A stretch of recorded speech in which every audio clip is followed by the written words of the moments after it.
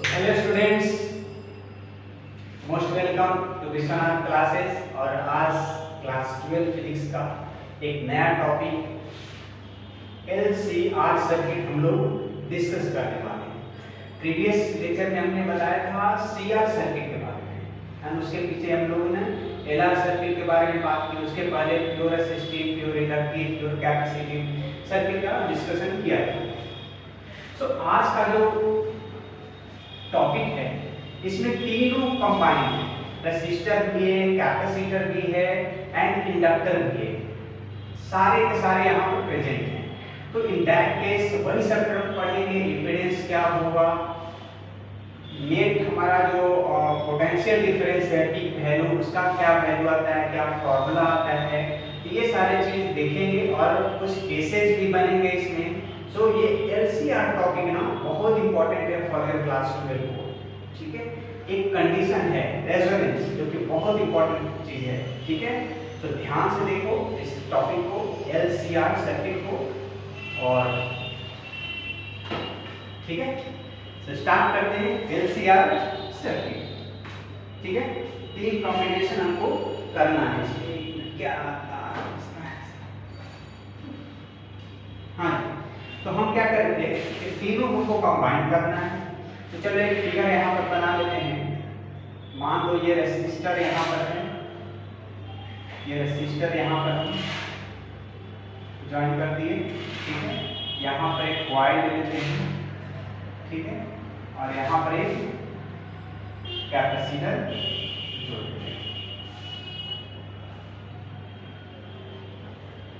इस AC circuit. ठीक है, यहां से मान लिया कि current I = I0 sin omega t है एट एनी इंस्टेंट। ठीक है, तो हमको क्या पता करना है कि यहाँ जो V0 है उसका वैल्यू क्या है, फॉर्मूला क्या है, और साथ में साइन और इसका फेज में क्या कुछ प्लस माइनस समथिंग समथिंग होता है या नहीं होता है। ठीक है, हाँ, तो क्या है इसका रेजिस्टेंस, ये मान लेते हैं R है, इसका सेल्फ इंडक्टेंस L है, इसका कैपेसिटेंस C है। ठीक है, सो हमको ये देखना है कि तीन यहाँ रेजिस्टर जैसे है तो इसके क्रॉस पोटेंशियल डिफरेंस कितना है इन टाइम t। जबकि इनिशियल कितना मान लिया है यहाँ पर, इनिशियल मान लो V0 C, यहाँ पर इनिशियल V0 L, यहाँ पर इनिशियल V0 C। ठीक है, तो इन टाइम t की बात करने जा रहे हैं।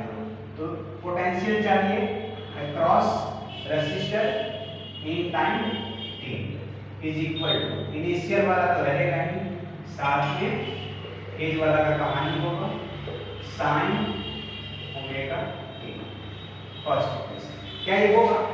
अब देखो प्योर रेसिस्टेंस है, रेसिस्टेंस से पास कर रहा है रेसिस्टर से। ठीक है, तो इस केस में क्या होता है, current and potential are in same phase. तो करंट का यहाँ फेज हम ओमेगा टी दिए तो दैट इंस्टेंट जो यहाँ पर पोटेंशियल होगा उसका ही फेज वही होगा। ठीक है, ओमेगा टी इसका फेज है, इसका भी ओमेगा टी रेसिस्टर के क्रॉस। अब हम आते हैं इंडक्टर के क्रॉस। यहाँ पर निकालना है इंडक्टर पास इन टाइम t, तो इनिशियल वाला तो है ही अपने पास इनटू साइन। अब क्या पढ़ेंगे, इंडक्टर में करंट लैग्स बिहाइंड पोटेंशियल, मतलब करंट पीछे पोटेंशियल आगे 90 डिग्री से, करंट पीछे पोटेंशियल आगे। तो करंट का अगर इक्वेशन दिया हुआ है तो पोटेंशियल कैसे निकालेंगे, 90 ऐड कर देंगे। अगर पोटेंशियल का दे दिया है और करंट का निकालना तो 90 डिग्री पीछे, लैग्स बिहाइंड पोटेंशियल। तो यहाँ पर पोटेंशियल कहीं निकालना, पोटेंशियल तो आगे है ना। ठीक है, इसे देखो, ये मान लो कि V का फेज है तो करंट इसे जस्ट 90 डिग्री पीछे रहेगा। तो करंट का इक्वेशन दिया है तो इसका इक्वेशन कैसे, 90 डिग्री आगे तक निकालो, सिंपल। तो यहाँ पर कहने का मतलब करोगे आप 90 डिग्री जोड़ के, करंट लैग्स है ना, इसका पोटेंशियल तो आगे है। हाँ, अच्छा, यहाँ पर हम इंडक्टर के क्रॉस कैपेसिटर के क्रॉस करते हैं, इनिशियल इनटू साइन। अब कैपेसिटर सर्किट में क्या पढ़ेंगे, करंट लीड्स पोटेंशियल, करंट आगे पोटेंशियल पीछे। तो करंट V का इक्वेशन दे दिया जाए फेज और I का पूछा जाए तो करंट तो लीड कर रहा है तो 90 जोड़ेंगे। अगर करंट अब दे दिया जाए फेज तो आपको पोटेंशियल का पूछा जाए तो 90 डिग्री पीछे। इसका मतलब ये हुए 1 ओमेगा टी माइनस 90। ये तीन इक्वेशन निकाल गया, फर्स्ट सेकेंड एंड थर्ड। ठीक है, अब थोड़ा ग्राफ देख लो, उसके बाद कैसे बनेंगे। तो ग्राफ देखिए इसका, यहाँ देखें, ठीक है। मान लो इस तरफ हमारा ये रेसिस्टर वाला है, तो जिधर रेसिस्टर वाला होगा करंट इधर इधर भागेगा सेम फेज में, ठीक है। अब देखो इसका जो फेज रेसिस्टर वाला में, इंडक्टर वाला में 90 डिग्री आगे है, तो इसका रेसिस्टर से 90 डिग्री आगे है ये वाला लाइन, तो यहाँ पर हम लिख दिए ये। अब ये देखो तो कैपेसिटर वाला 90 डिग्री पीछे है, इसका ओमेगा टी है तो इससे 90 डिग्री पीछे है, तो इसका जो होगा ये 90 डिग्री पीछे यहाँ से ये जाएगा, ठीक है। कितना 90 डिग्री पीछे, तो ये लिख देंगे हम कैपेसिटर वाला, ठीक है। ठीक, अब देखो तो यहाँ पर सवाल तीन का रिजल्टेंट करना है, 1 2 3 का रिजल्टेंट। आपको पता है कि 3 का रिजल्टेंट कैसे होता है। हाँ, और ये पोटेंशियल तो है, हम हर लेक्चर में ये बोलते चल रहे हैं कि पोटेंशियल तो है आपका स्केलर पॉइंट, ठीक है, मानते हैं, उसका रिजल्टेंट सिंपल जो रखा उसको होगा। लेकिन ये फेज का केस है, this is the case of phase, so इसको सॉल्व हमको वेक्टर एडिशन से करना पड़ेगा, है ना। वेक्टर एडिशन से इसको सॉल्व करना पड़ेगा। तो वेक्टर एडिशन में कैसे जानते हैं, किसी दो का रिजल्टेंट पहले कर दो और उसका जो आएगा रिजल्टेंट उसका तीसरे के साथ कर दो, ठीक है। हाँ, तो हम ये करते हैं, कर चलो, पहला केस बन सकता है कि ये बड़ा तो ये छोटा, दूसरा कि ये छोटा तो ये बड़ा, तीसरा में दोनों इक्वल। पहले इतना लिख लें, फिर हम केस 1 में आते हैं, ठीक है, यहीं पर डिस्कस करें। अब यहाँ से 3 केसेस अराइज हो रहा है, तो केस 1 हम बात कर रहे हैं। केस 1 में हम मान लेते हैं कि ये बड़ा है, ये ग्रेटर है इससे, कैपेसिटर के पास जो पोटेंशियल है उससे ग्रेटर है, ठीक है। तो इस दोनों का रिजल्टेंट जो होगा, ये बड़ा है ये छोटा है, तो इस दोनों का रिजल्टेंट कैसा भी बनेगा,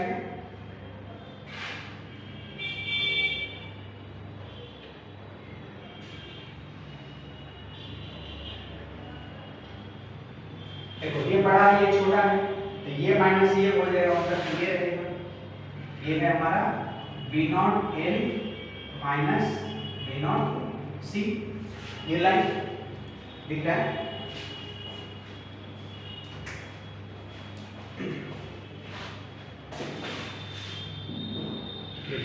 थोड़ा और बड़ा करते हैं,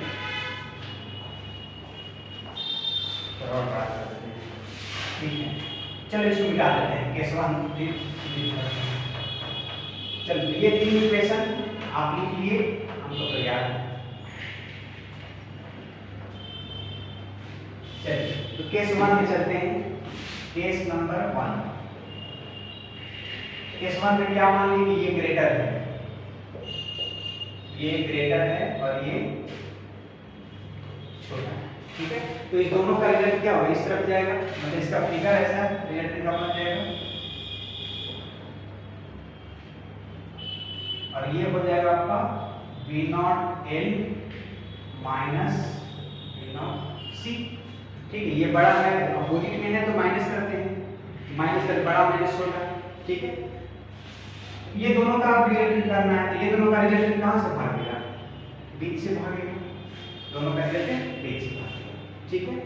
तो वेक्टर की तरफ इसका निकाल लें रूट अंडर करके, ठीक।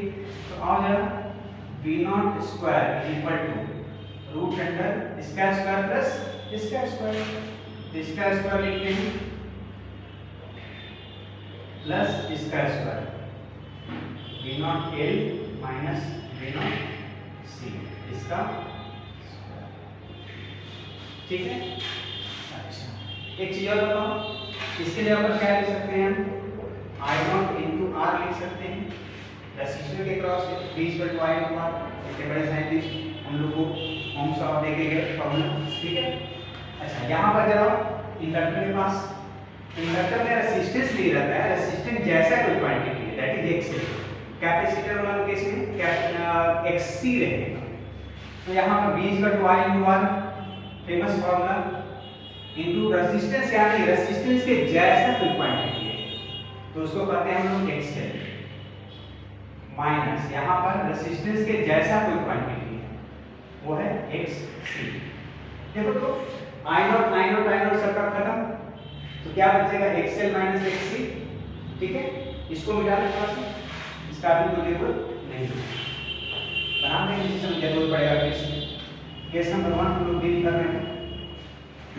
तो कहने का मतलब हुआ कि इसी का ऐसा ग्राफ यहाँ पर बना सकते हैं, यहाँ एक्सएल माइनस एक्ससी और इधर में आर, और यहाँ पर हो गया V नॉट इक्वल टू, अब ये जो टर्म है पहले इसको सॉल्व करें, आई नॉट इंटू जेड हम लिख रहे हैं, बट कहाँ से आएगी देखो, यहाँ इसका स्क्वायर प्लस इसका स्क्वायर करना है, ठीक है, कर लेते हैं रूट अंडर, इसके जगह पर क्या लिखना है, ये वाला लिखना है आई नॉट आर का square plus I naught X L minus I naught X C का ऐसा स्क्वायर।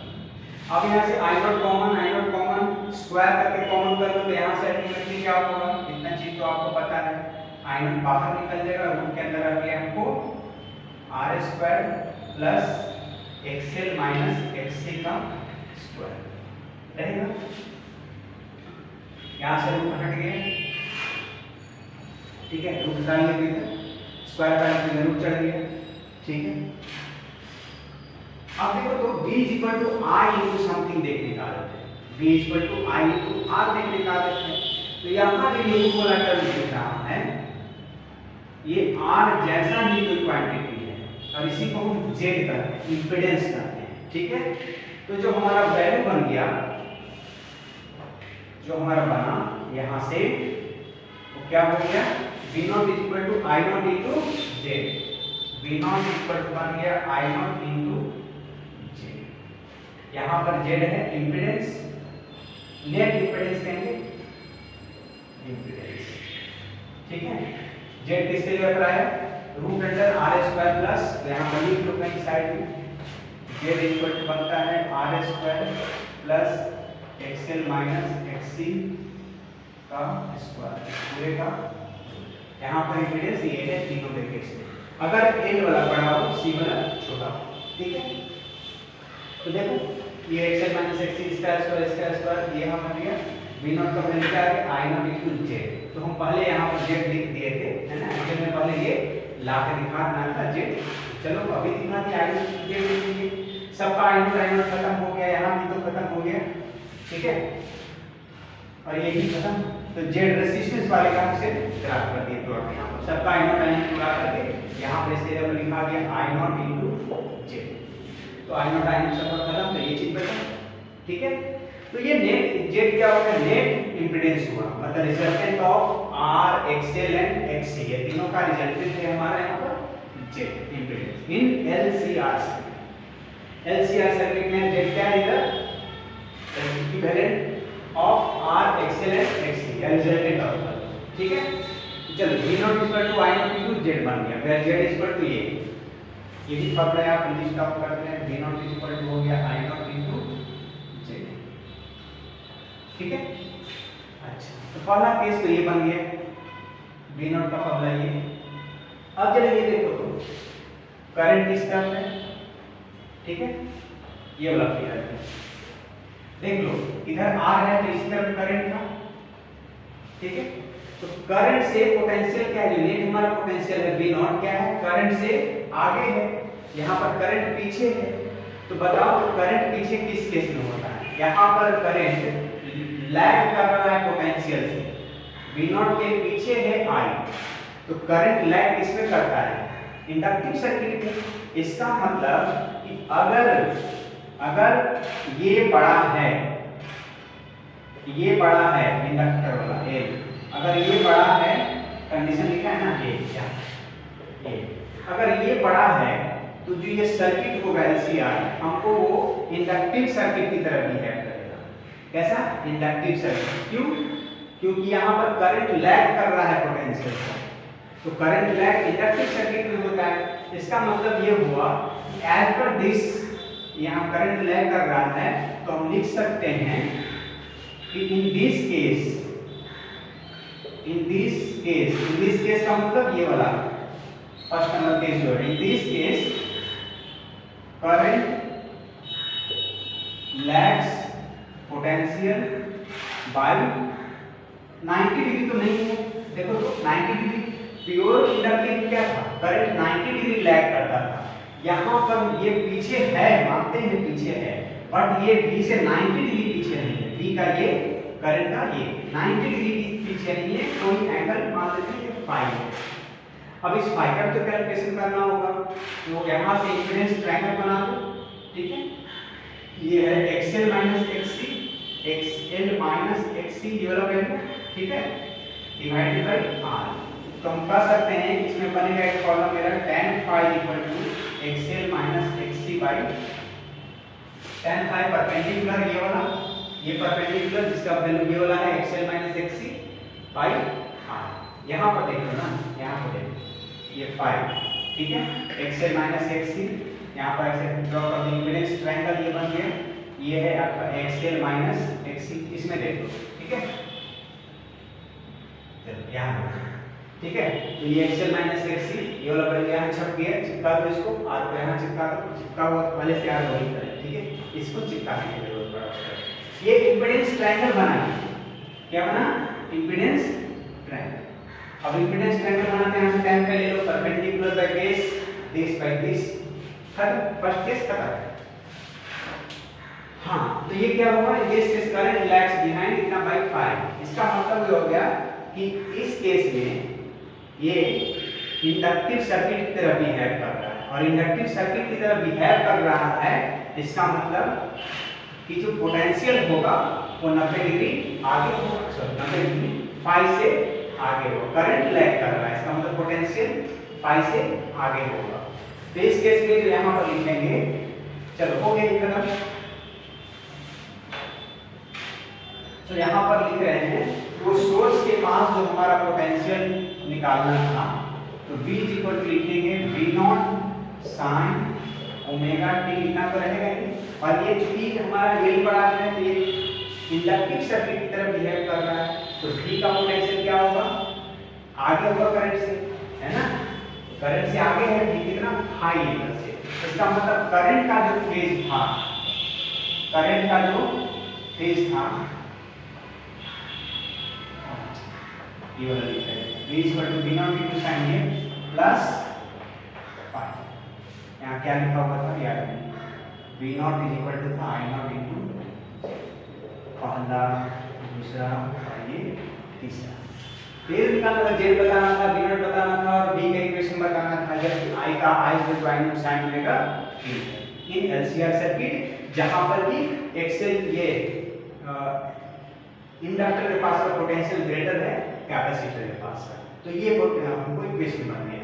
ये किस केस का है, ये केस है हमारा पहला केस, मतलब XL नहीं, ये वाला बड़ा है XL, तो XL बड़ा होगा XL से, ठीक है, मतलब किस केस में है, XL ग्रेटर देन XC का, ठीक है। चलो केस नंबर 2 में चलते हैं। ये L बड़ा है ना, इंडक्टिव सर्किट तरफ बिहेव किया था, तो केस नंबर 2 में चलते हैं, जहां पर कि L वाला छोटा होगा और C वाला बड़ा होगा। सेकंड केस देखा जाए, एक जगह हम लिस्ट डाउन करते जा रहे हैं हर केस का। ये केस नंबर 1 हमने साइड में लिख दिया। अब केस नंबर 2, केस यहाँ पर क्या मांग रहे हैं, यही फिगर था हमारा, है ना, यहाँ पर था V0 L, ये था V0 C। सेकंड में मांग रहे हैं केस में कि ये बड़ा है, कैपेसिटर वाला बड़ा है, इंडक्टर वाला छोटा है, ठीक है। इस दोनों का रिजल्टेंट किधर जाएगा, नीचे में, मतलब इससे हटा करके फिगर ऐसे बना सकते हैं,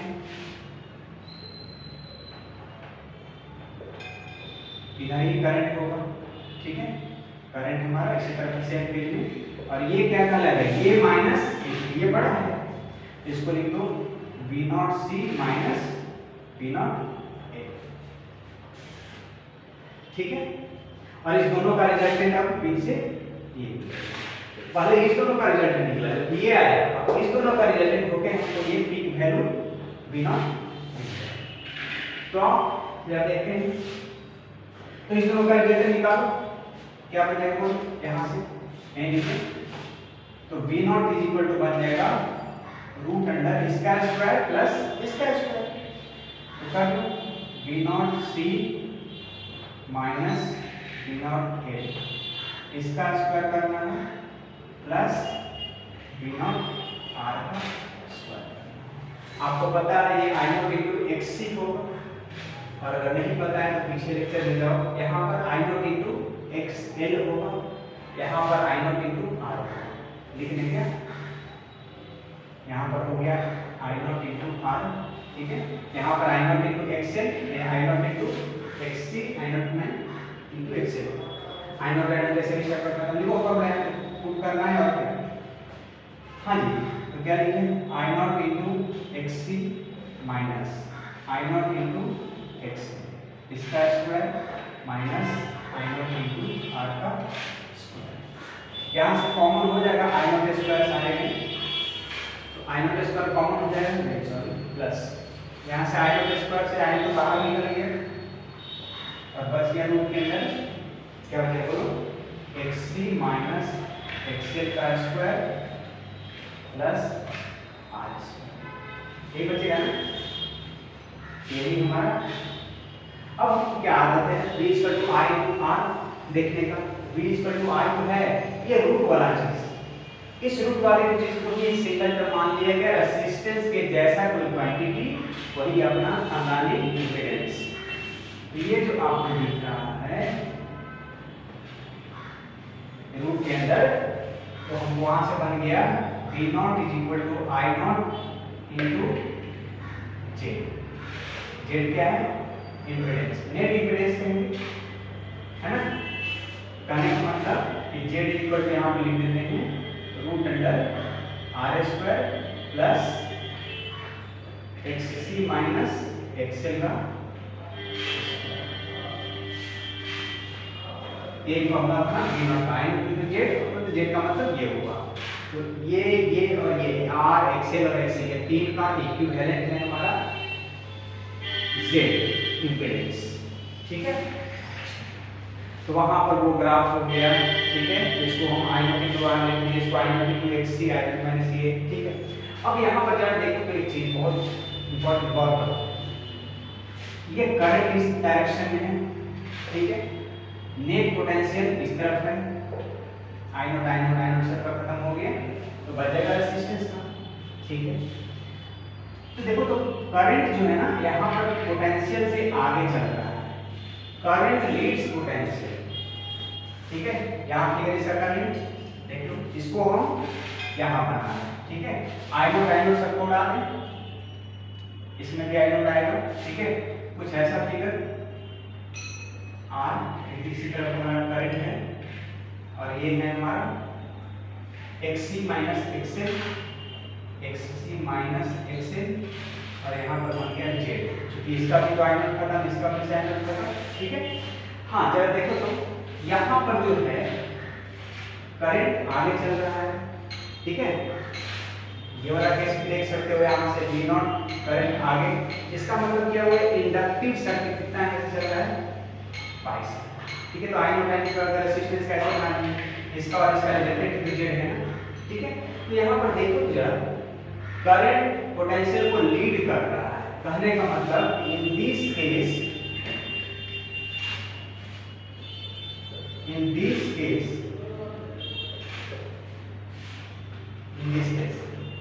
C वाला ग्रेटर L वाला छोटा, इन दिस केस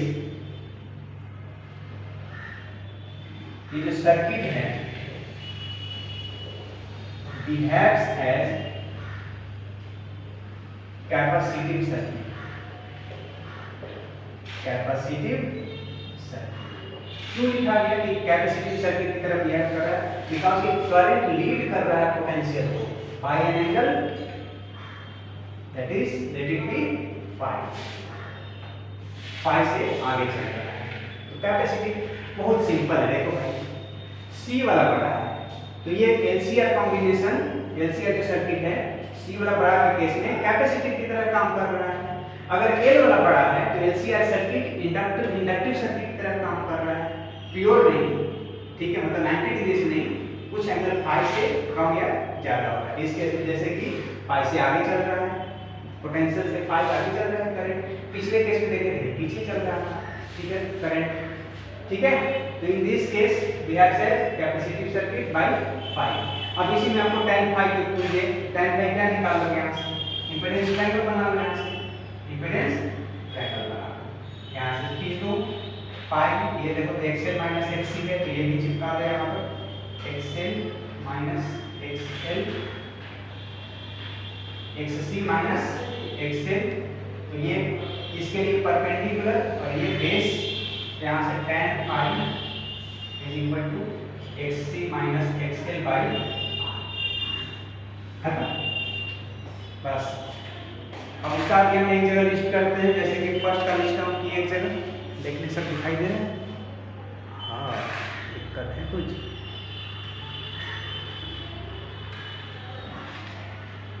अब ठीक है, चलें, हो गया,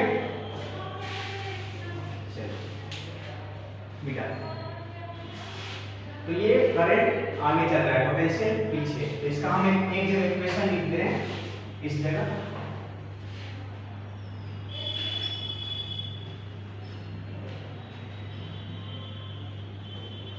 कैपेसिटिव सर्किट कर दी है किया, मतलब कि करंट लीड कर रहा है पोटेंशियल को, बट नॉट बाय 90 डिग्री, कितना से, फाई से लीड कर रहा है। तो ये केस था हमारा, सी वाला ग्रेटर था, XL ग्रेटर देन XC था। सेकेंड जो है जो हमारा आया अभी XC ग्रेटर है XL से, सेकेंड केस। तो इसमें Z का वैल्यू क्या बना, एक ही जैसा चल रहा है, L बड़ा है C छोटा है, L माइनस C का स्क्वायर, अगर C बड़ा हो गया तो XC माइनस XL, खत्म कहानी, R square plus XC minus XL का स्क्वायर। दूसरा V not is equal to वही कहानी, I नॉट इनटू Z, और Z का वैल्यू ये। तीसरा उसके पास जो सोर्स था वहां पर हमारा सोर्स के पास V का इक्वेशन हो गया V not into sine omega t plus, ठीक है, V नॉट के जगह पर लिख सकते हो I नॉट इनटू Z, ठीक है। कुछ गलती है क्या, हाँ गलती है ना, करंट आगे था बाय फाई, पोटेंशियल पीछे, यहाँ पर माइनस, इसमें प्लस है, इसमें करंट फाई से आगे चल रहा था, पोटेंशियल पीछे, तो हमको तो पोटेंशियल का इक्वेशन लिखना है ना, तो फाई पीछे, ठीक है, बस। और tan फाई, इस केस में tan फाई ये भी लिखे हैं, इस केस में tan फाई कितना, XL minus XC by R, इस केस में tan phi XC minus XL by R, ठीक है, ठीक है, tan फाई का XC minus XL by R, C बड़ा है, इस केस में L बड़ा है तो XL माइनस XL, सारे एक ही जैसा चलते हैं, ठीक है, कुछ अलग मिला दे। तो फर्स्ट केस का ये है, सेकंड केस का ये, थर्ड नंबर केस मिला दें, छाप लें। दो केस हम लोगों ने देखा, अभी थर्ड केस हम लोग डिस्कस करने जा रहे हैं, it is the most important case, that is resonance.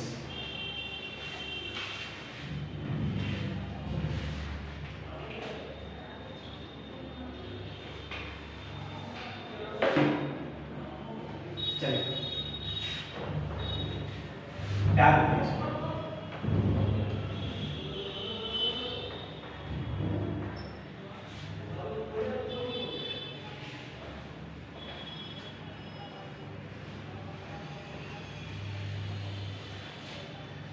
Case number 3, case number 3 में क्या मानते हैं, मान लेते हैं कि XL is equal to XC, खत्म कहानी हो गया।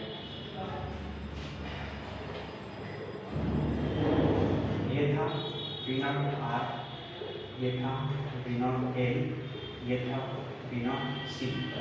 यहाँ से क्या लिखे थे? अच्छा ये और ये इक्वल ले रहे हैं, ठीक है, केस इक्वल ले रहे हैं। अरे वही बात है, I नॉट इंटू L, यहाँ पर I नॉट इंटू L, खत्म।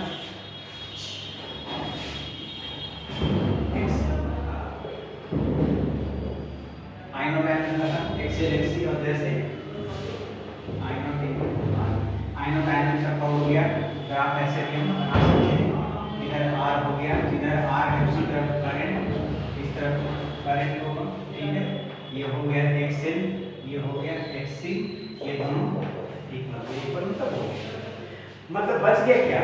इसके बाद ये और ये कैंसिल एक दूसरे को किया तो मेरे पास ये बचा, प्योर रेसिस्टिव हो गया। जिस तरफ करंट, जिस तरफ रेसिस्टर है ना, उसी तरफ करंट का फेज पोटेंशियल दिया है सेम फेज में। मतलब कि प्योर रेसिस्टिव सर्किट का काम किया है, प्योर रेसिस्टिव सर्किट। तो जिस केस में ये और ये दोनों इक्वल होता है, उस कंडीशन को कहते हैं रेजोनेंस, उस कंडीशन को कहते हैं resonance. At resonance, XL equal to XC. Inductive reactance and capacitive reactance both are equal. दोनों इक्वल होता है। अब दोनों इक्वल होने से कुछ तो फायदा हुआ होगा, जरूर कुछ तो फायदा जरूर हुआ होगा। क्या फायदा हुआ? बहुत बड़ी फायदा है, बहुत बड़ी फायदा है। देखिए क्या फायदा है। रेजोनेंस केस आने से जो बल्ब का मान ग्लो करेगा, अचानक बहुत ज्यादा ग्लो कर गया है ना, बहुत ज्यादा ग्लो कर गया मतलब रेजोनेंस स्टेज पहुंच गया, ठीक है। देखो क्या क्या फायदा है इसमें, कुछ पॉइंट्स हम बताएंगे, 4-5 पॉइंट्स बताएंगे, वो आपको याद कर लेना है, ठीक है। उससे पहले कुछ ग्राफ्स हम लोग देखेंगे कैसा बनता है, ठीक है। तो रेजोनेंस से क्या हो गया, अब ये प्योर रेसिस्टिव हो गया, इसका मतलब I नॉट इक्वल क्या लिखेंगे, V नॉट बाई Z कर लो या V नॉट बाई R कर लो, ठीक है। अरे ये और ये खत्म है, 3 का रिजल्ट R होगा, तीनों के रिजल्ट को क्या करते हैं, Z करते हैं, तो R को या Z को, ठीक है। अच्छा अगर Z मिनिमम हो, मिनिमम हुआ कि मैक्सिमम होगा, ये चीज समझ लेना, एक मिनट, मिनिमम और मैक्सिमम, ये मैक्सिमम कब होगा, जबकि Z मिनिमम, ठीक है, मिनिमम होगा कि मैक्सिमम होगा, थोड़ा सोचो। Z इज इक्वल टू क्या लिखते हैं हम लोग, R² plus XL minus XC का स्क्वायर। जब L वाला बड़ा हो, C वाला छोटा हो, जब C वाला बड़ा हो तो XC माइनस XL का स्क्वायर होता है। अच्छा इसका वैल्यू मान लो कि ये ब्रैकेट वाले का वैल्यू 10 है, सपोज करो 10 है, 10 प्लस R², ठीक है। अगर ये 0 आता है तो सिर्फ Z इक्वल टू क्या होगा, R, ये दोनों तो सेम है ना, रेजोनेंस कंडीशन में ये दोनों सेम है, तो Z इक्वल टू R², ठीक है। तो Z यहाँ मिनिमम कब होगा, जब ये दोनों आपस में इक्वल होगा। तो ये दोनों इक्वल होने से फायदा हुआ कि Z मिनिमम हो गया, क्या हो गया, Z मिनिमम, मिनिमम हुआ कि ये दोनों कट गया। अगर नहीं कटता तो क्या, तो कुछ न कुछ का वैल्यू आता, तो R² के साथ ऐड होता है ना, तो ऐड होता तो R के कंपैरिजन में तो ज्यादा वैल्यू आता, तो होना, तो R जो है उससे कुछ ज्यादा वैल्यू आता। तो सबसे कम तो तभी मिलेगा जब ये दोनों सेम है, ये दोनों सेम होने से हमारा Z का जो वैल्यू आ रहा है, ये रूट निकाल करके वो R के बराबर है, कि मिनिमम होगा सबसे कम। तो Z मिनिमम होने से क्या होगा, ये वाला करंट, यही फायदा है, यही फायदा है। XL और XC इक्वल हो जाए ना तो Z ऑटोमेटिक मिनिमम हो गया, और Z ऑटोमेटिक मिनिमम होने का मतलब I नॉट जो हमारा है वो मैक्सिमम मिल गया, बहुत करीब, ठीक है। तो ये फायदा है, ठीक है। तो रेजोनेंस कंडीशन का मतलब कि जहां पर XL और XC सेम हो जाए, करंट मैक्सिमम हो जाता है, V नॉट ये हो जाता है, ठीक है। अच्छा छाप लीजिए, फिर कुछ ग्राफ्स का हम डिस्कशन कर लेते हैं। सो ये प्योरली रेसिस्टिव सर्किट हुआ, मतलब कि सेम फेज में रहेगा, करंट सेम फेज में तो है नहीं, current and potential are in same phase, ठीक है।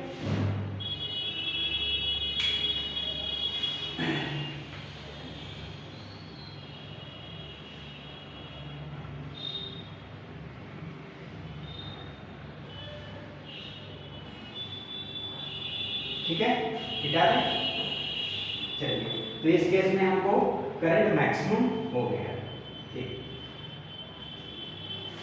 बड़े चलिए अब फायदा और भी देखते हैं क्या क्या फायदा होता है केस नंबर 3 में।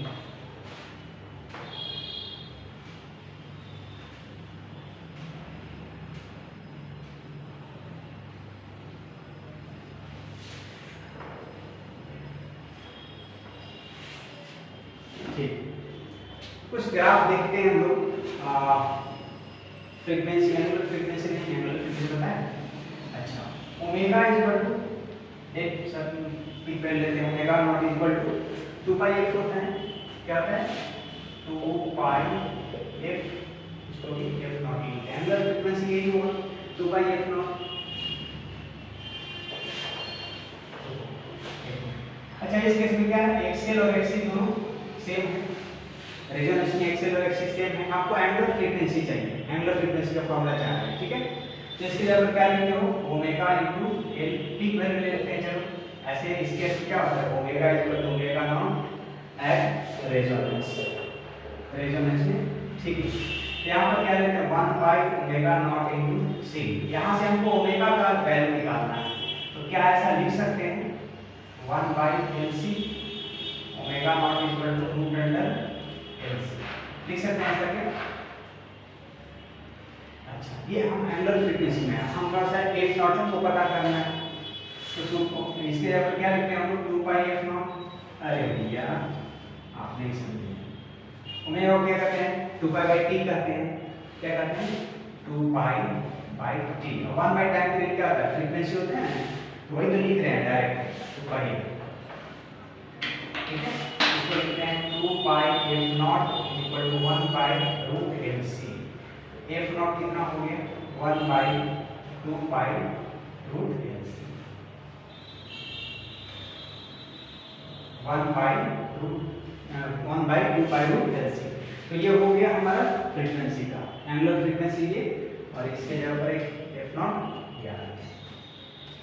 ठीक है, थोड़ा सा ग्राफ हम बात करें, तो ग्राफ किसका, एफ नॉट का और जेड का ग्राफ हम करना चाह रहे हैं, एफ नॉट और जेड का। ठीक है, लिख लेंगे कुछ ग्राफ देखते हैं, फिर कुछ पॉइंट्स लिखा देंगे।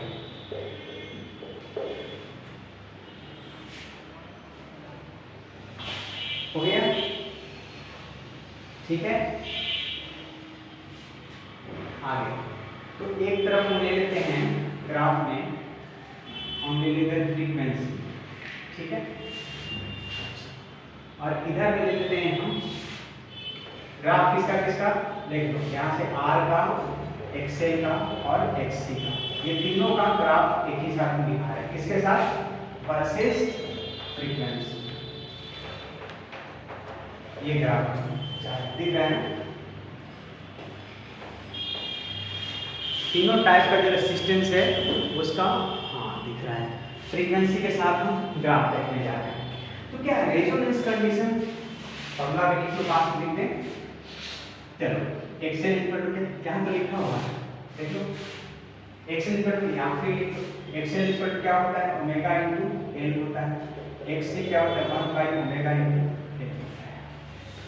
अच्छा, थोड़ा सा और पढ़ो, ओमेगा के जगह पर क्या 2 पाई एफ लिख सकते हैं इनटू एल, और यहाँ पर क्या लिख सकते हैं 1 by 2 pi F into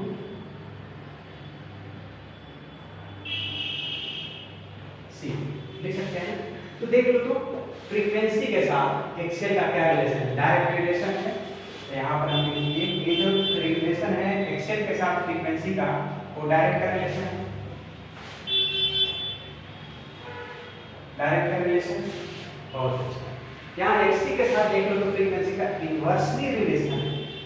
my God, एक्ससी का इनवर्सली रिलेशन है फ्रीक्वेंसी के साथ, एक में है डायरेक्टली तो एक में है इनवर्सली रिलेशन। तो ग्राफ कुछ ऐसा बनेगा, तीनों एक साथ दे रहे हैं फ्रीक्वेंसी के साथ, तो कुछ ग्राफ पहले डायरेक्ट प्रपोर्शन है ना, तो इसका ग्राफ कैसे जाना चाहिए मेरे समझ से, ये एक्सएल का होगा, फ्रीक्वेंसी के साथ डायरेक्ट रिलेशन है, यहाँ से आओ सीधा ओम्स लॉ सबसे आसान ओम्स लॉ पढ़ो ना, बी और आई का आर बी से वही। अच्छा ये इन्वर्सली प्रोपोर्शनल है। इन्वर्सली प्रोपोर्शनल के इन्वर्स बहुत सारे ग्राफ में बताया है आपको। इन्वर्सली प्रोपोर्शनल ग्राफ स्लाइड का है ना, तो कुछ ऐसा बना देंगे इसका एक्सी का,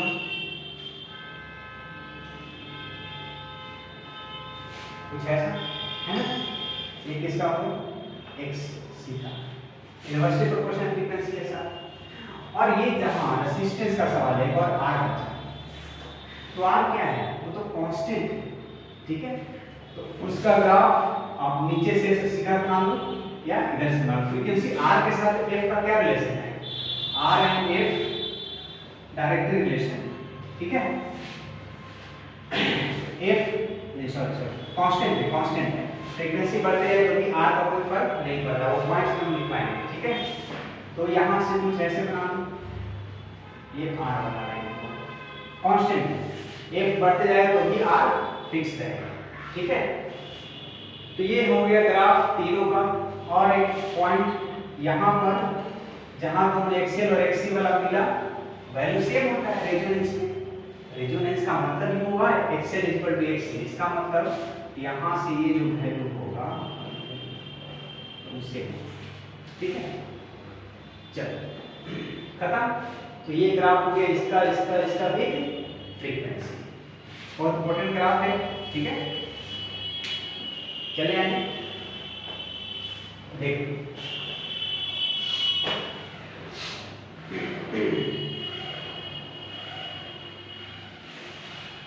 अब हम देखते हैं जेड का, देखते हैं फ्रीक्वेंसी के साथ, दिखा दें इधर दिखा दें।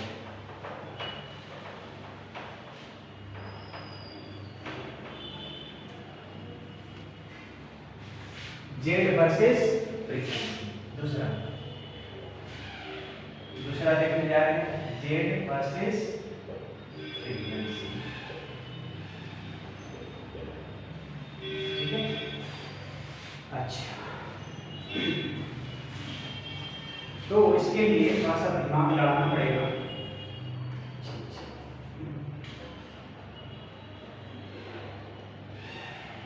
ठीक है। और इधर में